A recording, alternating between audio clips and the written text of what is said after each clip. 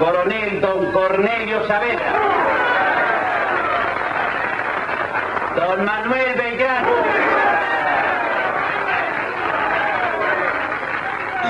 que se haga y tenga este pueblo por el de Nuestra Señora del Pilar de Curuzú-Cuatiato. Están fundados los pueblos, ya tenemos heredad, milagro de tierra y cielo, milagro de eternidad.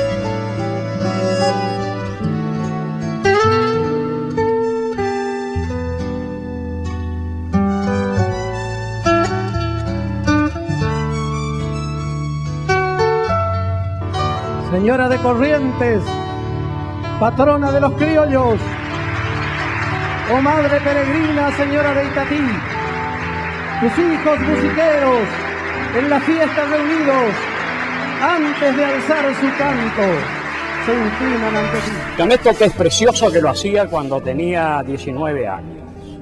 Y no encontré nada más lindo para darte la bienvenida, que dice: dichosos son los que tienen hambre y sed de la justicia, porque serán sin noticia saciados por el Señor. Dichosos los sin malicia, porque ellos verán su amor. ¿Y qué decía en el sermón? La ley manda amar al prójimo y odiar a los enemigos. Pero yo más bien les digo que han de amar a su contrario, como Dios que llueve el trigo del bueno y del perdulario. La fundación de la reducción de la pura y limpia concepción de Nuestra Señora de Itatí, o de la pura y limpia concepción de Itatí, tiene como fecha fundacional oficial, si bien no hay acta de fundación, como muchos pueblos de la provincia no lo tienen, prácticamente ninguno, sí está corroborado tradicionalmente el día 7 de diciembre de 1615. Y esto está corroborado a partir de un documento, que no es un acta de fundación, pero que es como si lo fuera, un madero que está colocado en la pared lateral sur de la vieja iglesia. La vieja iglesia de Itatí es de origen colonial, si bien su fachada es de fines o mediados del siglo XIX. Es una joya arquitectónica y es un monumento histórico. En su fachada lateral hay un madero que dice, grabado en esa madera, primera fundación 7 de diciembre de 1615, con las abreviaturas propias de la grafía del siglo XVII. Y después habla de una segunda fundación y lamentablemente la madera está quebrada, está cortada en esa parte.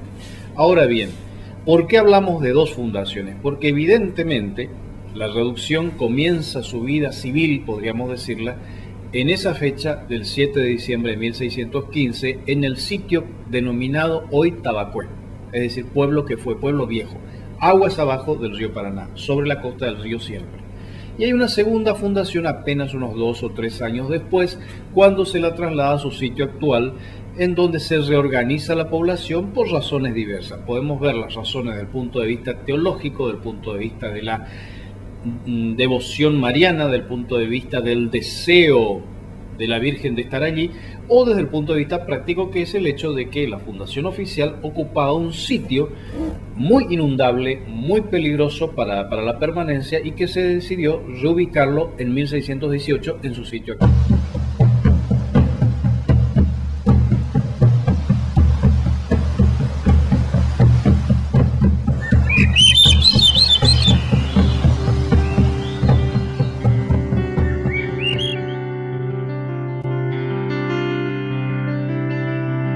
La fundación de la reducción de Itatí entra dentro de un plan mayor. El 3 de abril de 1588 se había fundado la ciudad de Vera de las Siete Corrientes. Pero ya para entonces existía la presencia de los sacerdotes franciscanos, Fray Luis de Bolaños, Fray Alonso de San Buenaventura, posteriormente se agrega Fray Luis Gámez, más adelante Gamarra, que andaban ya evangelizando estas zonas. Venían del Paraguay. Recordemos que el primer registro que tenemos sobre lo que va a ser Itatí, sobre lo que va a ser la costa donde se va a la costa de las Siete Corrientes, donde se va a fundar la ciudad de Vera, la va a dar en febrero de 1528 aquel cronista de Luis Gaboto llamado Luis Ramírez. Él en sus cartas habla de las cacerías, dice, del cacique Yaguarón. A propósito, digamos que el cacique Yaguarón yo estimo particularmente que no fue una sola persona, sino que fueron varias, porque se repliegan en el tiempo, digamos, es imposible que una persona viva tanto.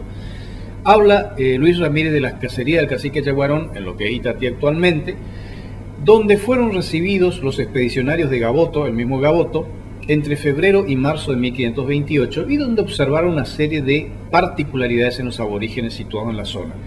De hecho, que eran aborígenes indios muy pacíficos, muy hospitalarios, que recibieron de muy buena gana a estos marinos españoles llegados subiendo el río, digamos, en esta goleta, y que son bien recibidos y son, digamos, no solo bien tratados, sino que hay una cordialidad que les permite entablar una primera comunicación entre el guaraní cerrado de estos aborígenes y el español castizo de los recién llegados.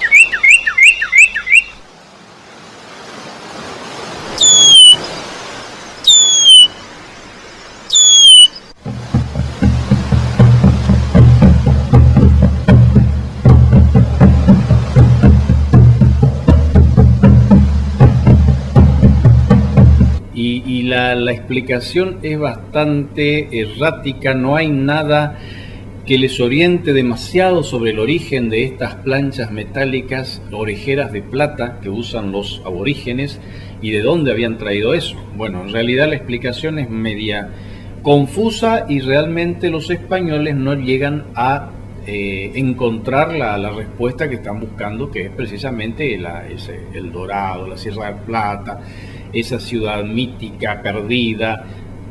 Bueno, lo cierto es que para 1528 comienza lo que podríamos decirse la prehistoria de la propia historia de Itatí.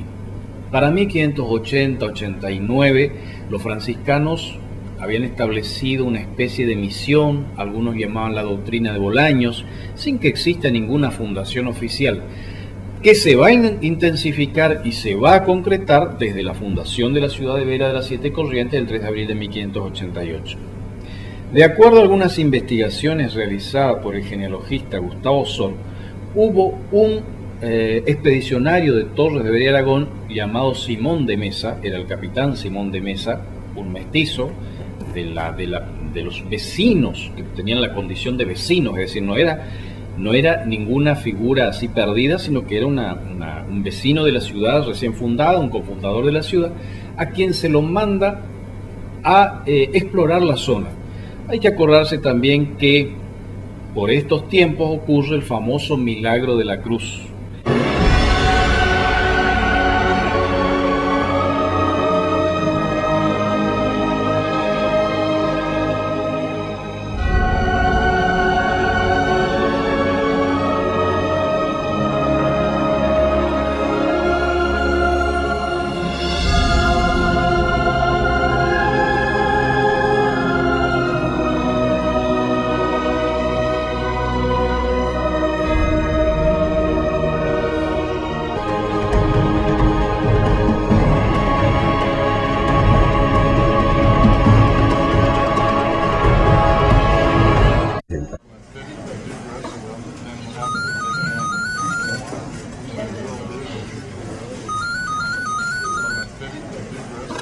Hola. Hola, ¿cómo te va? Sí. Lo estuve viendo en el sitio de la época. Dale, lo termino de leer y nos hablamos, dale. Chao. Que trata de acompañarnos, te espero cada día más. Diario Época, en el corazón de los correntinos. Es una herencia recibida y muy hermosa. San Cosme, Paso de la Patria, Catí, Santana. Se mantiene como fue desde el comienzo.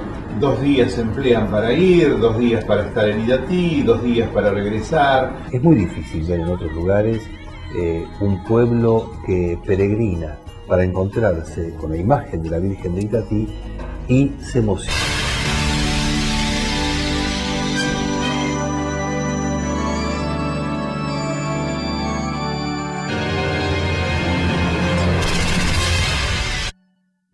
Y finalmente el fracaso de los aborígenes que quisieron quemarla, por distintas razones. No vamos a entrar ahora en cuál sería estas razones. Lo cierto es que aparentemente Simón de Mesa tiene la misión de llevar a los rebeldes hacia lo que sería Itatí posteriormente, donde seguramente habrán tenido que ver ya los franciscanos, y se va a organizar esa reducción que lo toma Fray Luis de Bolaños como fundador, pero que no puede desconocer la incursión de este expedicionario de Torres de Vera, el capitán Simón de Mesa, en la ayuda que pueda prestar en la organización de la reducción franciscana de Itatí. Así es que para el siglo XVII, los primeros años, concretamente diciembre de 1615, tenemos ya organizada lo que será la reducción de la pura y limpia concepción de Itatí, y a su vez lo que será el pueblo más antiguo de la provincia de Corrientes. Querido Padre Dios, Ñanderúete, nuestro primer Padre, Padre de nuestros padres, Dios amor, comunidad, familia, Dios de la vida, Dios creador, inventor, artista, Dios chamamecero. En mi casa de chico me enseñaron a ser agradecido. Por eso, Padre Dios, de mi pueblo chamamecero, vengo a darte las gracias y a pedirte que bendigas nuestra fiesta. Le sigue en antigüedad la reducción franciscana también de Santa Lucía de los Astos, pero desde el año 1616.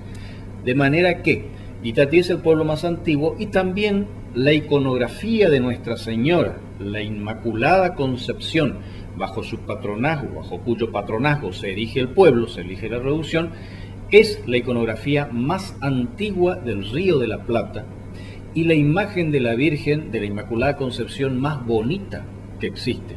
De eso podemos sentirnos orgullosos los correntinos.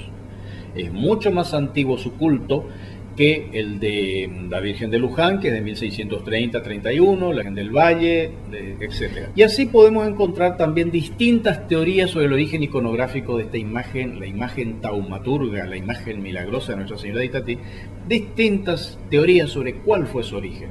Si fue tallada por Yaguarón, si fue traída desde España. Yo particularmente creo que fue tallada en nuestra zona. Lo raro es que hay dos maderas en su constitución, el timbó y el nogal, es decir, la cabeza es una madera, el cuerpo es de otra. Es una imagen que está íntegramente tallada y que se la comienza a vestir desde los primeros tiempos. No es cierta aquella historia de que se la viste desde el siglo XIX, no, porque el Cabildo Indígena de Itatí, que tiene su conformación apenas se funda la reducción, otra característica interesante del pueblo, es la constitución de este cabildo indígena, cosa que no era común, digamos. Tenían cabildo las ciudades españolas y en este caso tenemos la ciudad de el pueblo de Itatí ya con cabildo indígena. Allí queda constancia en las actas que se compra, por ejemplo, porque es una reducción muy próspera y genera muchos recursos, se compra, por ejemplo, tela de damasco para el adorno, dice, para la vestición de la imagen de la Virgen, que también llama la atención por el hecho de cómo está tallada y por la dimensión que tiene.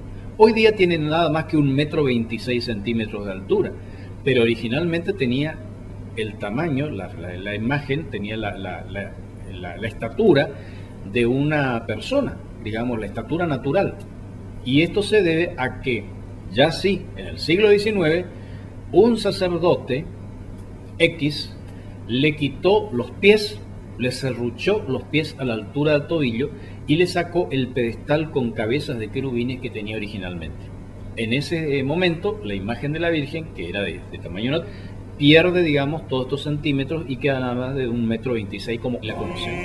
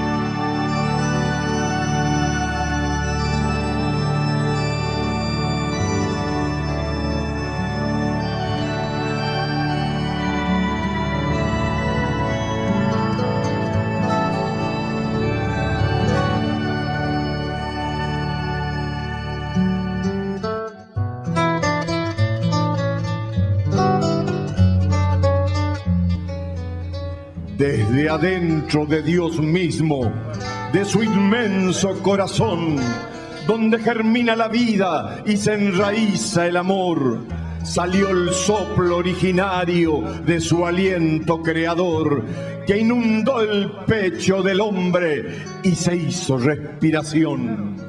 Y ese viento musiquero que en nosotros se quedó, en la garganta fue verbo, fue compuesto y fue canción.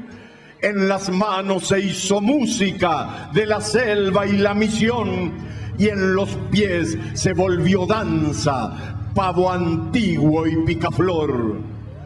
Por eso ni bien suspira el fuelle en tono mayor.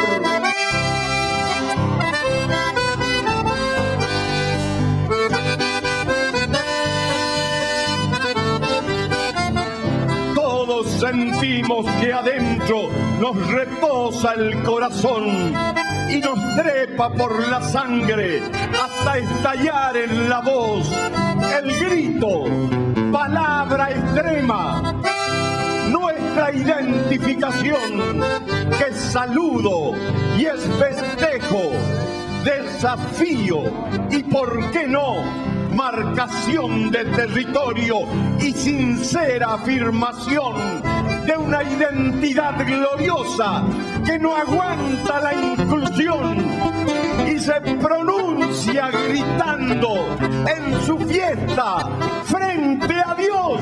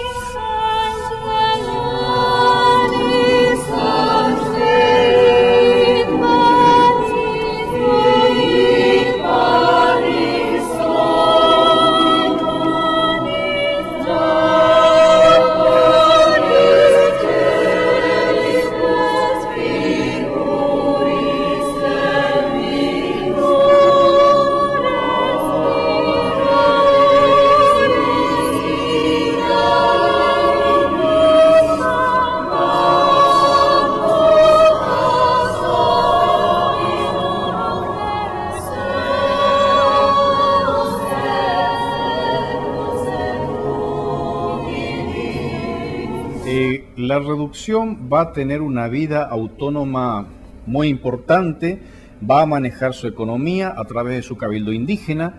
Esto le permite el cogobierno, por un lado el corregidor español, el corregidor indígena, bajo la tutela, bajo la dirección, la orientación de los frailes franciscanos, magníficos frailes franciscanos que van a manejar el pueblo a través de cientos de años, hasta el año 1825, en que el cabildo indígena, acorde a los nuevos tiempos que se viven, en lo que va a ser posteriormente la Confederación Argentina, ya nos estamos adelantando muchísimo en el tiempo, acorde posteriormente va a desaparecer el cabildo indígena y le va a significar al pueblo de Itatí la ruina. Pero durante todo este tiempo, desde su fundación de 1615, y quedan como testimonio las actas capitulares del cabildo indígena de Itatí, con nombres como Mariano Pachué, Juan Antonio Huerí, apellidos como Ararí, Huarecoetá, es decir, son apellidos aborígenes que van a integrar estas sencillas actas, como las llama Valerio Bonastre, del cabildo indígena, que va a estar en algún momento hasta redactadas las actas en guaraní. Estas actas se guardan en el Archivo General de la Provincia de Corrientes, son una particularidad muy propia de nuestro pueblo de Itatí y forman parte del patrimonio historiográfico de Corrientes, histórico que generó toda una historiografía al respecto. Ahora bien, la historia de Itatí está signada por también la de los grandes hombres que ha tenido, y ha tenido figuras notabilísimas desde el mismo Fray Luis de Bolaños, que fue un civilizador del Río de la Plata. Sus restos están sepultados en la Basílica de San Francisco en Buenos Aires, y está considerado uno de los grandes hombres de la orden seráfica. Recordemos que nos deja el catecismo guaraní, o sea, él se preocupó en la evangelización y se preocupó en la fundación de pueblos como el caso que nos ocupa, el pueblo de Itatí o el pueblo de Yaguarón en el Paraguay, por citar solamente.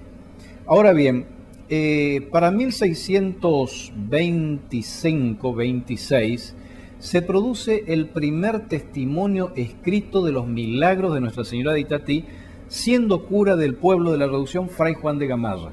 Y ese milagro se produce en la persona de doña Inés Arias de Mansilla, la mujer de Manuel Cabral de Melo y Alpoín. Y lo escribe Cabral de Alpoín cuando dice que su esposa, doña Inés Arias de Mansilla, estaba tan enferma de una enfermedad tan misteriosa que no podía tragar cosa alguna y que lo que tragaba se le volvía por las narices, dice, y por la boca, por supuesto. Entonces él hace una promesa a la imagen de Nuestra Señora de Itatí, a la Inmaculada Concepción, a instancias de Fray Juan de Gamarra, y le ofrece una tela de damasco y una lámpara de plata. para el adorno de su iglesia. Lo cierto es que el milagro se produce y doña Inés Arias de Mansilla salva su vida. Ese es el primer testimonio documentado de los prodigios de la Virgen en el pueblo de Itatí. Después hay otros, como en el 1624, cuando se realiza una transfiguración del rostro, los aborígenes de la Reducción acuden a la iglesia, ven toda una imagen fantástica que se produce, donde hay todo un cambio en el rostro de la Virgen, y escuchan una música celestial que los aborígenes acompañan, que los indios de Itatí acompañan con sus improvisados instrumentos. Porque hay que decir otra cosa, la Reducción franciscana fue rica en talleres de herrería, de carpintería, en fábricas de ladrillos, de adobes, de tejas. Todas las casas estaban tejadas con tejas españolas de barro cocido. Eran llamados a la ciudad de Vera a realizar las grandes construcciones, como las casas capitulares que tuvo Corrientes, el Cabildo, las iglesias como la iglesia matriz. Eran llamados a las fiestas en la ciudad de Vera para amenizar estas celebraciones con su música. Fray Pedro José de Parras, que en 1753 visita al pueblo, dice: he visto bailar contradanzas y minués con tanto garbo y señorío como se baila en la mejor corte de Madrid. Es decir, los indios.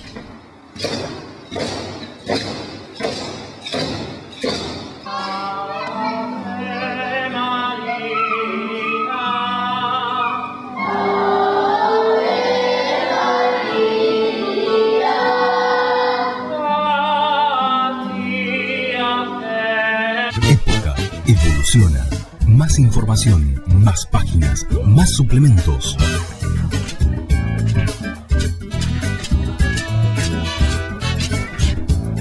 Somos primeros en venta. El diario que la gente elige. ¿Y vos? ¿Qué vas a leer hoy?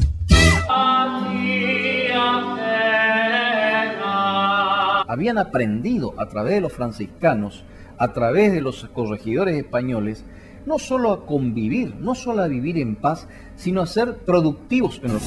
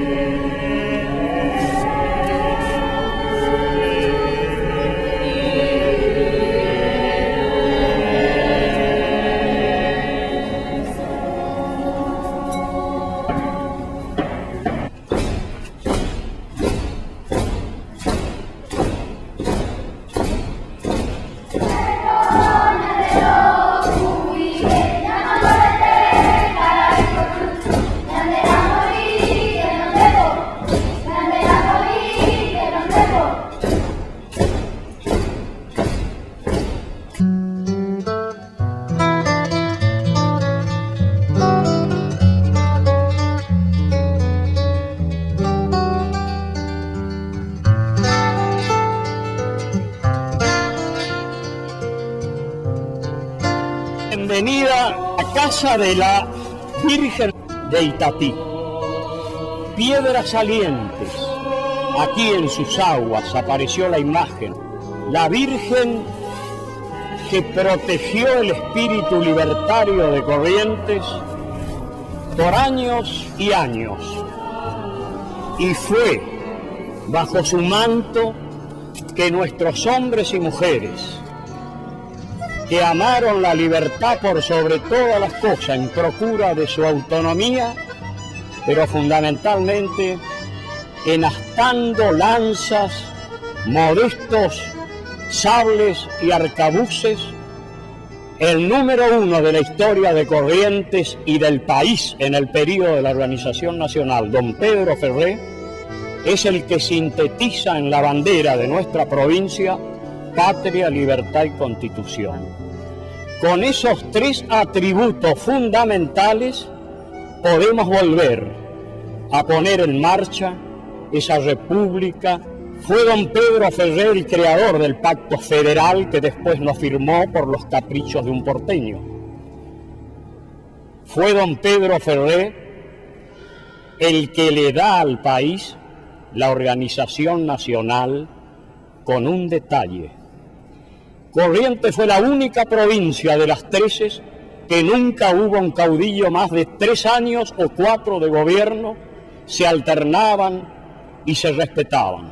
No así otras donde hubieron 20, una vecina y otros 10, para no entrar en sensibilidades de hoy. Y Corrientes, en los campos de batalla con sus 5 ejércitos libertadores, dejó no menos de 4.000 hombres para un país de 1 millón, cifra incomparable en el pesar. Pero era esta Virgen la que no solo va a acompañar al correntino libertario, sino que le vamos a sacar el compromiso de hoy.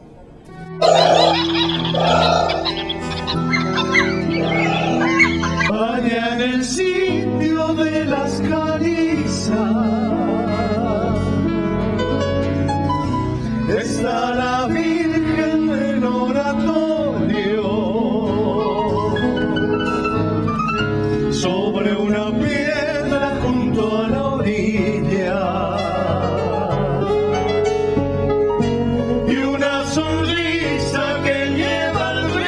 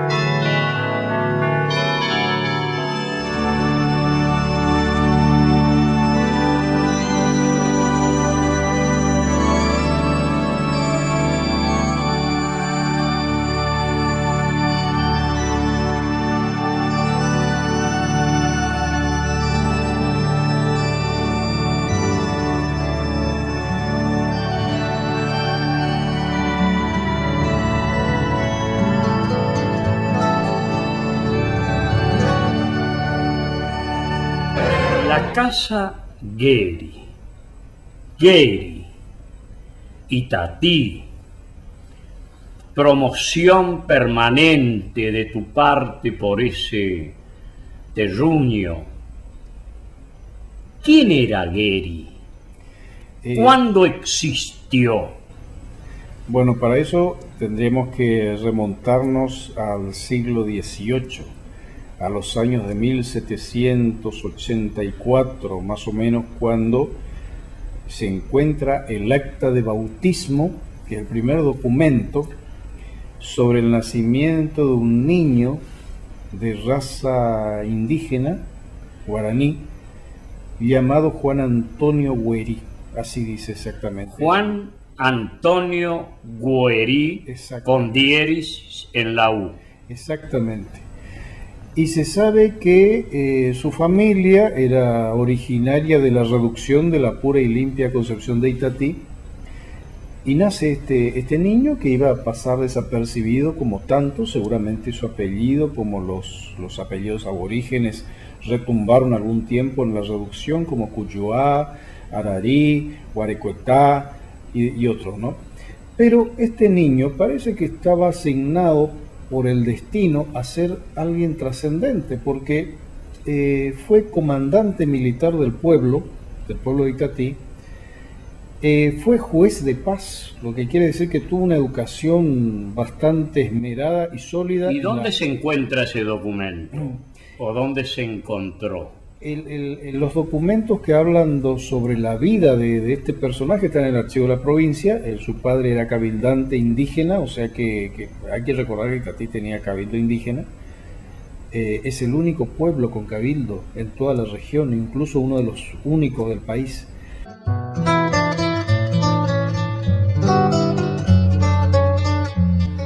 La reducción franciscana producía económicamente muy buenos dividendos que le permitía, en ese sistema comunitario de ganancias y de redistribución de esa riqueza, digamos, con sus 7 estancias, mantenerse en una vida autónoma y manejar su economía y sus propias producción y sus propias riquezas.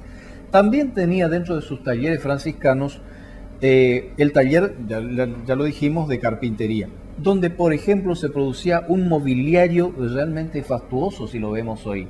Para que tengamos una idea, los sillones estilo Don José que están colocados actualmente dentro de la basílica, en el presbiterio de la actual basílica, los sillones que están en el santuario de Nuestra Señora de la Merced, en el altar mayor, la cajonería que está en la iglesia de San Francisco, todo ese mobiliario barroco fue surgido de los talleres franciscanos de Itatí.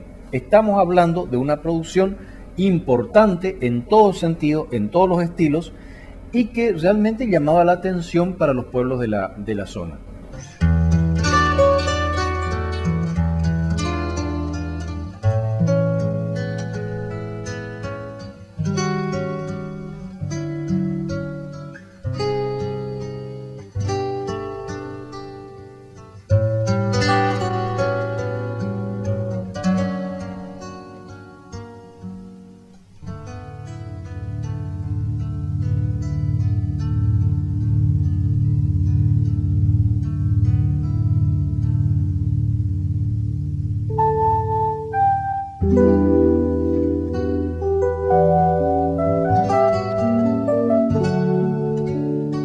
Otra cosa a destacar es que ni el convento de San Francisco de la ciudad de Vera de las Siete Corrientes, para el año 1750 y tantos, tenía totalmente cubiertos sus techos con tejas españolas, sino que se usaban tejas de palma, que era la palma acanalada que se usaba como techo, digamos, se ensamblaba de manera de tejas. Las tejas españolas de barro cocido se fabricaban en Itatí y el pueblo de Itatí sí tenía sus casas de tejas. Ahora, llega el año 1825, ya hemos pasado los tiempos de la Revolución de Mayo, el proceso emancipador, la independencia, la organización política de Corrientes, la creación de la provincia en 1814, la constitución de su autonomía en 1821 y para 1825 el pueblo está fuera de tiempo histórico, tiene un cabildo indígena cuando que los cabildos habían desaparecido como tales. Una ley de la provincia, en tiempo del gobernador Pedro Ferré, declara extinguido el sistema de comunidad del pueblo de Itatí y desapareció su cabildo. Y a partir de ese momento se centraliza su vida política y económica en la ciudad de Corrientes. Hablamos de una población importante que no nos animamos a decir exactamente cuál fue, pero sí podemos decir que hay fuentes suficientes como para ver en todos estos tiempos. Está el informe de Bernardo López Luján, de Garavito de León, allá por el siglo XVII, XVIII. Estamos hablando de una población importante en hombres, mujeres y niños. Y para el momento en que se desaparece el sistema de comunidad y el cabildo indígena en 1825, se dice, Esteban Bajac, el gran historiador de la Virgen, dice: se desbarranca el destino del pueblo, desaparece ese apogeo y comienza la etapa en la cual los solares son vendidos, la población aborigen debe dar lugar a los nuevos vecinos que van a comenzar a ingresar, españoles que compran los solares, que compran las casas, demuelen esas casas de la época de la reducción, usan sus elementos, usan sus ladrillos, sus tejas, sus rejas para reconstruir sus casas en la ciudad de Vera o simplemente se instalan allí. Entonces empieza lo que llamamos dentro de la historia de Itatí la etapa blanca. Ya no son los aborígenes, ya no son los indios los que vivían solamente en el pueblo con un corregidor español, con un administrador español, como por ejemplo pudo haber sido Manuel Mantilla de los Ríos, el abuelo del historiador Manuel Lorenzo Mantilla, o el padre de los Madariaga, que también fue administrador del pueblo en algún momento, sino que ahora ya prácticamente están incorporados toda una serie de vecinos españoles.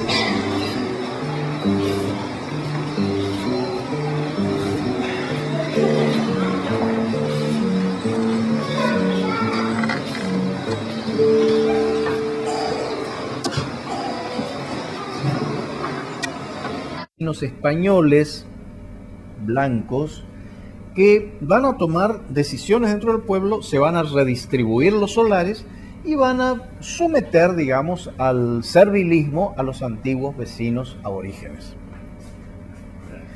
De esa forma estamos entrando en otro tiempo histórico. Ahora, también es cierto que Itatí tiene una vida épica muy importante. Tiene una vida cultural, una vida épica, una vida religiosa. Dentro de la vida cultural ya señalamos por qué fue importante. Por ejemplo, el maestro Cubiricus fue un gran compositor. Hay unas partituras del maestro Cubiricus, que por su nombre sabemos que era aborigen, que están, es un rondó, por ejemplo, está en el Archivo General de la Nación. Encontramos la labor de sus artistas anónimos o no, como el maestro Aizaguirre, que era español, pero que construía todo ese mobiliario que vimos anteriormente, que era en el estilo barroco. Es más, me atrevo a decir que los sitiales, los sillones que actualmente están en la legislatura, que usan el presidente o las autoridades de la legislatura de la provincia de Corrientes, los grandes sillones que están incorporados en el recinto, son productos de este tiempo también, y fueron, que aunque fueron del Cabildo de Corrientes, fueron hechos, no hay prueba suficiente, pero de acuerdo a la modalidad y al estilo, fueron o podrían haber sido hechos en los talleres franciscanos de Itatí. Entonces tenemos músicos identificados, tenemos algunas primeras pinturas, tenemos los primeros tallistas, es decir, toda esta producción genera lo que se llama el patrimonio cultural del pueblo. El patrimonio épico está más ligado a los tiempos de la etapa blanca, con un Castor de León, un coronel Castor de León, que fue el gran soldado de las luchas civiles y que va a morir después de Vences, terriblemente martirizado. Un coronel Manuel Antonio Vallejos, que nació en las cercanías de Itatí, pero que se vinculó a Itatí y que fue el gran soldado que peleó prácticamente hasta el fin peleó hasta el fin de la guerra de la Triple Alianza y fue condecorado por Argentina, Brasil y Uruguay, y que comandó, por ejemplo, el 4 de octubre de 1849 la revolución itateña contra el gobierno de los Virasoro.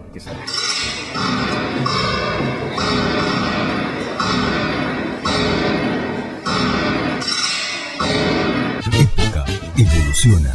Más información, más páginas, más suplementos.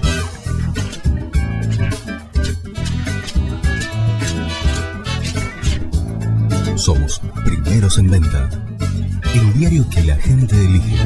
¿Y vos, qué vas a leer hoy? Mal, por cierto, porque fue una revolución de un pueblo de los seguidores de Vallejos, como Benigno Garay, que era maestro de la revolución, también estamos hablando de un español. Cuando hablamos de español en este sentido, estamos hablando de gente blanca, o por lo menos mestizos, no necesariamente españoles. Españoles dicen los documentos, pero es nada más que para diferenciar de lo que eran los aborígenes, los indios. Ahora, estamos hablando de figuras importantes. O Ignacio Ararí, el glorioso soldado de Quebracho Herrado, lo llama Gaspar Bonastre. O Juan Antonio Güerí, el primer y único diputado aborigen que tuvo aquel ingenuo parlamento en 1881, el Parlamento Correntino, cuando se llamaba la Cámara de Representantes todavía, y que representó a Itatí, no solo que fue comandante militar del lugar, sino que también fue el único diputado y que firma como convencional, como diputado convencional constituyente, la famosa o el famoso Estatuto Provisorio Constitucional, la primera constitución de la provincia de 1821.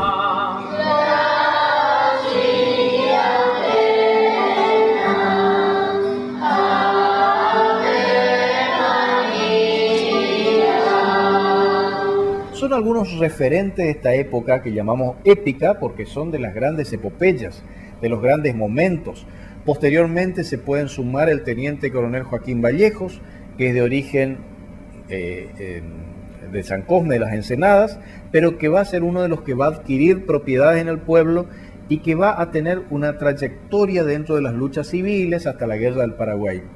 Y así podemos seguir sumando figuras destacadísimas dentro del panteón cívico épico del pueblo de Itatí, que va a superponerse a los tiempos de la Revolución Franciscana, en la cual hay una presencia permanente de los aborígenes de su desarrollo. Itatí, reina madre del amor, tu manto no tiene dueño, franciscanos y jesuitas de Dios. Pero también por ese turismo cultural, religioso, histórico que Itatí tiene para dar al mundo, no solamente a nuestra región.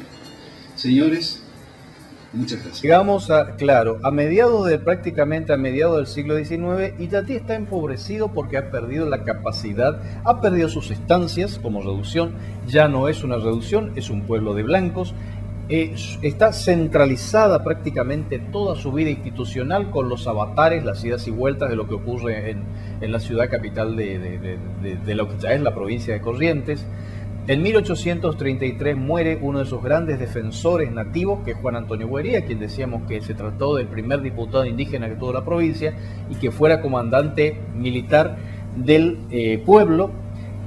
Se trata de una época de cambios que se va a acentuar a mediados del siglo XIX, 1850, cuando tenemos apellidos ya hablamos de apellidos identificados con la etapa blanca, los Vallejo, los Medina, los Bedoya, que tienen grandes estancias, los Medina eran los grandes latifundistas, los Mayol, los Niella, más adelante los Bonastre, es decir, figuras que ya forman parte de otro tiempo histórico. Ahora hay un acontecimiento destacado dentro de la historia grande del país de Corrientes y para Itatí. En febrero de 1866 se produce la famosa invasión paraguaya del general José Eduviges Díaz, el gran soldado de la guerra del Paraguay, que va a morir sin ver concluida la guerra, dicho sea de paso. Eso genera que el pueblo deba abandonar, es decir, la población deba retirarse, como aquella conmoción de 1849, cuando la revolución contra los Virasoros, que generó todo un desastre, porque vinieron, digamos, tropas de todos lados para aplacar la revolución. En 1866, febrero de 1866, se sabe que avanzan las tropas paraguayas, que es imposible frenarlas, que el ejército oriental que tenía su campamento no iba a hacerles frente porque no podía. La orden del gobierno de la provincia es abandonen el pueblo.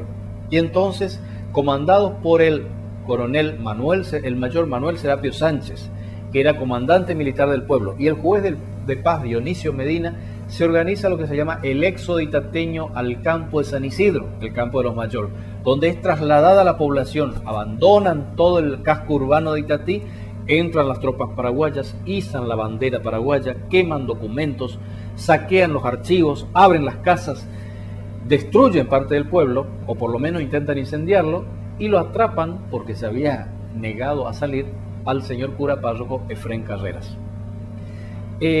Posteriormente de esto, la población vuelve, digamos, a reconstruir sus hogares. Esto forma parte, este acontecimiento, como la revolución del 49, forma parte de aquellos acontecimientos anecdóticos que pintan la historia grande de Itatí. Como por ejemplo, volvemos atrás al siglo XVIII, cuando se intenta un malón aborigen destruir la reducción y se ven frenados por una torrentera que se abre en el camino y que libera al pueblo, y se toma esto como un prodigio de la Virgen. A esto se llama actualmente el sitio del Atajo. Posteriormente hay otros hechos trascendentes, por supuesto, como el hecho de la fiebre amarilla de 1871. Itatí se convierte en lugar de refugio de muchas personas que independientemente, aisladamente, se refugian en el lugar, que no es atacado curiosamente, por la fiebre amarilla, que sí estaba asolando la ciudad capital de Corrientes, apenas unos kilómetros más río abajo. Posteriormente ya llegamos a fines del siglo XIX, para 1899-1900, se va a organizar lo que va a ser la coronación pontificia de Nuestra Señora de Itatí, que en 1899 autoriza al Papa León XIII, el Papa Pecci, y que se va a llevar adelante el 16 de julio de 1900 en el atrio del Santuario de la Santísima Cruz de los Milagros de Corrientes, para lo cual se organizan comisiones de homenaje en todas las provincias, no solo de homenaje, para recolectar los materiales preciosos, los metales preciosos con los que se iba a fabricar la corona de la Virgen. En el pueblo de Itatí, quien encabeza la comisión es doña Juana Paula Zárate de Vallejos, esposa del teniente coronel Vallejos, una matrona, y curiosamente, y esto está publicado en el diario La Reacción de los padres Bajá y Berticcioli, que en ese tiempo estaba en Corrientes ese periódico, Curiosamente, esta señora es la que organiza esa comisión y encabeza los donativos. Y después de ella, todos sus hijos y sus nietos, y el pueblo entero. Pero esto se repite en toda la provincia de Corrientes. El 16 de julio de 1900 se realiza la coronación pontificia de la Virgen, como decíamos, en las puertas del Santuario de la Cruz de los Milagros. Ahora, para llegar a esta coronación fue necesario que previamente todo el material precioso juntado en todo el territorio de la provincia de Corrientes fuera enviado a París. El encargado de llevar fue Rosendo de la Lastra y Gordillo, obispo de Paraná. Va a París, donde el orfebre Fromen Maurice hace la corona renacentista de la Virgen. Como dato, digamos que Fromen Maurice fue el artífice o uno de los orfebres que hizo la vajilla de plata del rey Alfonso XIII. O sea que no era cualquier orfebre. La corona es llevada desde París a Roma, y en Roma el Papa León XIII la bendice en ceremonia privada en el Vaticano.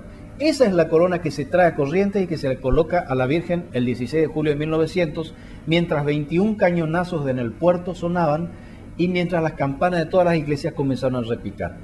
Eso ya generó previamente, por supuesto, una polémica, porque hubieron personas destacadas del pueblo que querían que la coronación fuera en Itatí. Pero entonces, como ahora, no había infraestructura suficiente para contener a tanta población, a tanta gente, a tantos peregrinos. Y se la trae a la Virgen en barco, río abajo, y se la va a devolver días después, una semana después, también de la misma forma. Para la salida de la imagen de la Virgen fue un llanterío general, dicen las crónicas. Y para el regreso, el pueblo la recibió con faroles chinescos que alumbraban el puerto hasta todo el recorrido, hasta el viejo santuario, donde toda la noche se celebraron oficios y demás. Esa es un poco la historia que está concluyendo en el siglo XIX e iniciándose en el siglo XX en cuanto al culto de la Virgen, de Nuestra Señora, muy ligado, por supuesto, a todas sus tradiciones épicas, a toda su historia cultural, a las figuras de sus grandes hombres, de su panteón cívico-militar. Otro dato característico es que Itatí es el único pueblo en toda la provincia cuyas calles llevan solamente nombres de correntinos ilustres o itateños ilustres. Y esto se debe, por ejemplo, a un proyecto del historiador Valerio Bonastre, nativo del pueblo, figura ilustre del pueblo, que siendo comisionado municipal del pueblo, el padre César Soni, consiguió que César Soni, el doctor Bonastre, organizaran esta reimposición de nombres en las calles del pueblo y se asignaran solamente los nombres de correntinos ilustres e itateños destacados. La idea del proyecto de un nuevo santuario estuvo latente prácticamente desde 1920. En 1924, siendo obispo todavía, el obispo Luis María Niella, el primer obispo de Corrientes, se encomienda a un sacerdote salesiano, el padre Vespignani, que era arquitecto, la planificación de un nuevo santuario. Ese proyecto es de un santuario neocolonial, con mucha reminiscencia del México antiguo, del Perú virreinal. Entonces estábamos en el apogeo de la arquitectura neocolonial. Cuando se están comenzando las obras a partir de la colocación de la piedra fundamental, el día 17 de julio de 1924, al poco tiempo comienzan las obras y al poco tiempo muere el padre Vespignani. Entonces queda como sin dirección esa obra. Y si bien se intenta continuar a través del ingeniero Miguel Verón de Astrada, que hizo lo suyo, no se pudo lograr nada. 1933, 30 de noviembre, muere el obispo Luis María Niella a los 80 años de edad en la ciudad capital de Corrientes. Queda vacante la sede apostólica. Recién en 1935 se hace cargo el segundo obispo, Francisco Vicentín, quien será el gran obispo de la gran obra del santuario basílica actual. Estamos en el 16 de julio de 1938 y se coloca la piedra fundamental del nuevo santuario, que va a ser un estilo totalmente distinto al que se proyectó anteriormente. Este es un estilo renacimiento tardío, neoclásico, y se le encomienda a dos figuras importantes como el ingeniero Pedro Asano y el arquitecto Felipe Bergamini, que ambos eran italianos, y ambos tenían evidentemente los suficientes méritos como para hacerse aprobar su proyecto ante el obispado y ante la curia. Hay otro artista que se suma a este dueto, podríamos decirlo, que es Ulises Tosi, un gran escultor venido de Carrara, Italia, que va a ser el autor de una gran pintura colocada en el camarín del Santuario Basílica y de algunas otras obras como la imponente imagen que corona o que concluye sobre la cúpula del Santuario Nuevo y que tiene más de 7 metros de altura, que es realmente majestuosa. Esa obra se inicia entonces el día 16 de julio de 1938 y el 16 de julio de 1950, para las bodas de oro de la coronación pontificia, se abren las puertas del Santuario Nuevo, que no está terminado, y se produce el traslado de la imagen desde su antiguo santuario, que había sido sucesivamente reconstruido de 1811 hasta prácticamente 1877, se produce el traslado con una gran manifestación y comienza la etapa, digamos, el nuevo tiempo ya del culto de la Virgen, con ese imponente santuario que se siguió construyendo en el tiempo hasta actualmente. Actualmente no está concluido, pero digamos se fueron agregando elementos importantes. Un santuario que en 1980, el 16 de julio de 1980, recibe del Papa Juan Pablo II una bula pontificia que lo declara Basílica Menor. Es decir, ese santuario conforma parte de todos los santuarios que merecen el título de basílica en el mundo. Basílica Menor. La única basílica mayor es San Pedro. Las demás son basílicas menores. Entonces es un título que se le agrega y que lo lleva a esa bula pontificia, lo lleva personalmente, y de esto nos acordamos, el cardenal Juan Carlos Aramburu, quien llega el 16 de julio de 1980, acompañado del arzobispo Jorge Manuel López, entonces el arzobispo de Corrientes, y dan a publicidad ese documento emanado del Vaticano que le da esta categoría nueva al santuario de Itatí. Que dicho sea de paso es la única iglesia, el único santuario en Corrientes y en el nordeste con ese título, basílica. Porque comúnmente se suele hablar de que basílica es el título que se le da a las grandes iglesias, y no es cierto. Basílicas son aquellos santuarios, aquellas iglesias que solamente tienen una específica designación, una categoría especial, otorgada por el Papa, otorgado por el Vaticano en un determinado momento. La figura de Desiderio Antonio Sosa está ligada no solo al pueblo de Itatí, sino a la historia épica de Corrientes también. Es el gran soldado de las luchas civiles, pero más que nada es el gran soldado de la guerra del Paraguay. Se lo ha considerado una de las primeras espadas que ha dado Corrientes. Y si bien su nacimiento es accidental, porque por otras razones su madre va a dar a luz al campo en Itatí, su vida va a estar ligada a Itatí desde allí en más. Y si bien es educado en San Cosme y enviado a la escuela de Fray José de la Quintana en el convento franciscano de Corrientes, su vida va a estar tan ligada a Itatí que va a llegar a ser diputado provincial por Itatí. Llegan los peregrinos a pie de San Marcos, Santana y San Luis, desde San Cayetano a Itatí, para unir su plegaria y su fe. Bendiga el sol mi tierra.